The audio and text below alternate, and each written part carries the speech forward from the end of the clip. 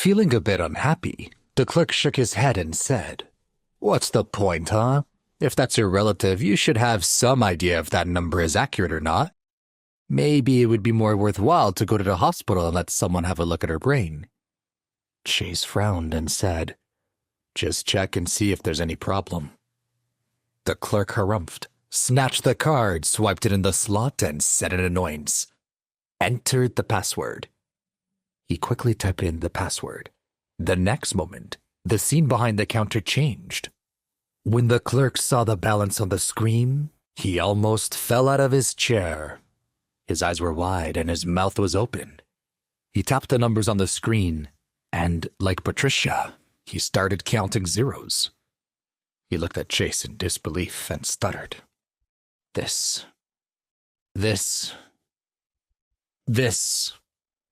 He called out to another employee as she hurried over. After clearly seeing the numbers on the screen, everyone was as dumbstruck as the first employee was. The clerk ran the card a second time. Only then was he able to confirm it was real. He looked at Chase with a face full of astonishment. "Sir? You—" "Call your manager," Chase said. "Yes, sir." The employee didn't dare to offend this customer and ran all the way to the manager's office. In less than 2 minutes, the manager ran out and led Chase back to his office. The manager was sweating profusely. "Mr. Rothman, I'm very sorry. The teller didn't know your identity. I'm also sorry for the scene your mother-in-law caused." "It's fine." Chase waved his hand. "Don't mention it. I just have one request. Can you go out with me and explain this to Patricia? She has to think that $250 million was just a fault in the banking system."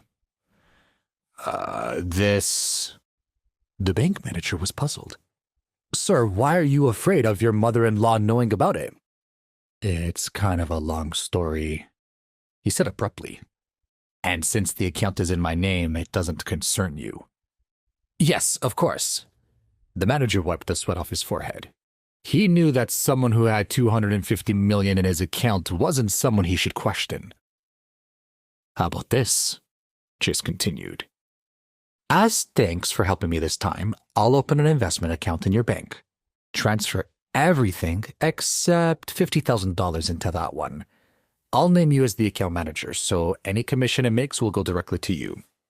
Just put it in my wife's name when you open the account and set the password as her birthday." Hearing this, the manager was incredibly grateful. An account with that much money would earn him a lot of commission pay. When the other employees heard this, they were all slightly envious. To put nearly $250 million into an account officially in his wife's name, and to do it so casually, meant he must be an incredibly wealthy man and a generous husband. The female employees' eyes lit up. They wished they could have a husband as wonderful as him.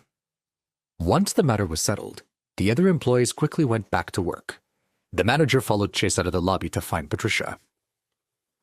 "Sorry, ma'am, the bank system had an error just now which displayed the wrong balance. I sincerely apologize for the inconvenience and any distress. Your account has a total of $50,000, and here is your card." Patricia felt like she'd been struck by lightning. "What? She got up and grabbed the manager.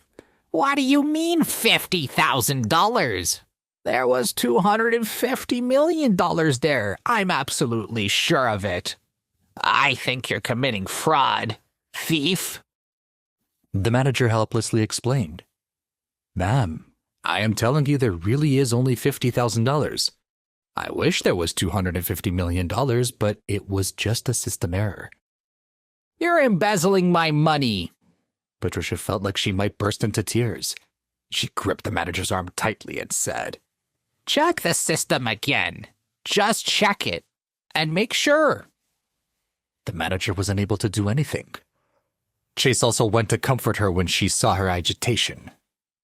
"Patricia, I saw the balance myself. It was only $50,000.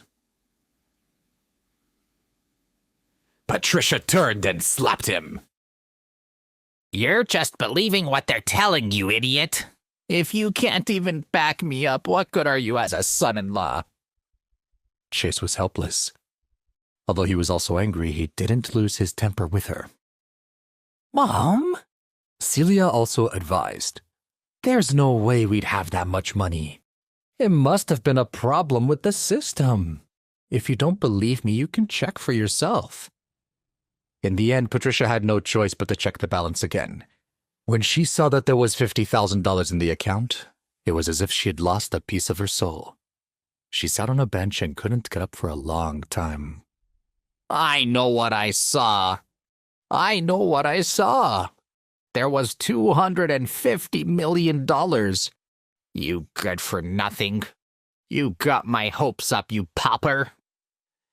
Celia and Chase finally persuaded her after a long time to let it go and head home. After they left the Sansom home, Celia turned around and asked her husband, Chase, tell me the truth. How much money does that card have? It's really only $50,000, he said. Then why did the bank manager come to see you? Because when I checked the balance, it also read $250 million. I knew it was impossible, so I asked the manager to come out and take a look. When he checked the account from his computer, he found out that it was only $50,000. It was a mistake, and you can ask the bank if you don't believe me. However, she didn't fully believe him. That evening, she checked the account online. Only after seeing the numbers herself did she put the matter behind her. 2 days later, more trouble came. Chad called and invited them out, saying he wanted to apologize. Wait, that's not the end. You've just had a free taste. Now get the full story on the Pocket FM app, link in description. Check out our next video and playlist, and don't forget to like, share, and subscribe.